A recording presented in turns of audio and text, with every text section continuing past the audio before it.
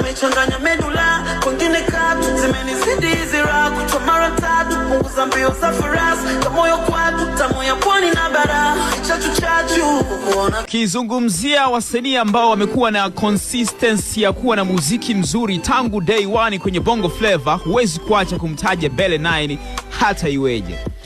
Ni mchizi ambaye amekuwa kwenye listi ya waimbaji bora wa Bongo Flava wa muda wote kama best vocalist tangu mwaka 2008 hadi leo na mpaka kesho. Huu ni mwaka wa 17 kwenye game la muziki wa Bongo Flava akiwepo Bele 9. Kumbukwe, Bele 9 ndo mwanamuziki wa kwanza wa Bongo Flava kufanya jina la wimbo Masogange kuwa jina la mtu na kumpa umaarufu mkubwa aliodumu nao mpaka kifo. Namzungumzia Agnes Masogange, rest in peace.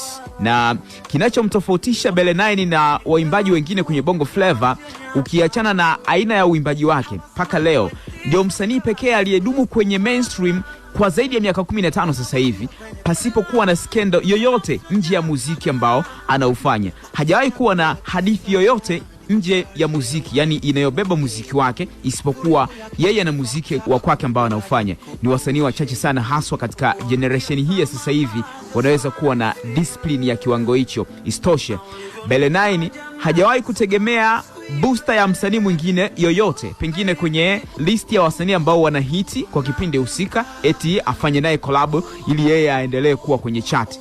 Hii ni single mpya Bele 9 ambayo unaisikiliza, inaitwa Tunaendana, bonge moja la hit, na imetoka wiki hii na imebeba hisia kamili ya mapenzi kwenye muziki, kama jinsi ambavyo unasikia ameitendea haki, kuanzia kwenye sauti, kuanzia kwenye melody hadi mashairi.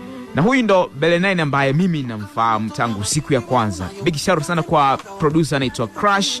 So kwangu mimi sikukosea kuwa shabiki wa Bele 9 tangu siku ya kwanza, na hajaniangusha kwenye hii single, na anaendelea kuonesha hiyo consistency ya yeye kuwa na muziki mzuri toka alivyoanza muziki. Wimbo uko kwenye YouTube channel ya kwake ya Bele 9, kama jinsi ambavyo unaisikiliza, bonge moja la goma, na inafaa kabisa kuwa kwenye playlist ya ngoma zako ambazo unazisikiliza. Likija swala la kusikiliza muziki mzuri, genre fulani hivi ya R&B na Afro, noma kabisa. Bado kuna wasanii ambao wanaibeba Bongo Flava. Bele 9 ni miongoni mwa hao wasanii ambao tunajivunia kuwa nao mpaka sasa hivi.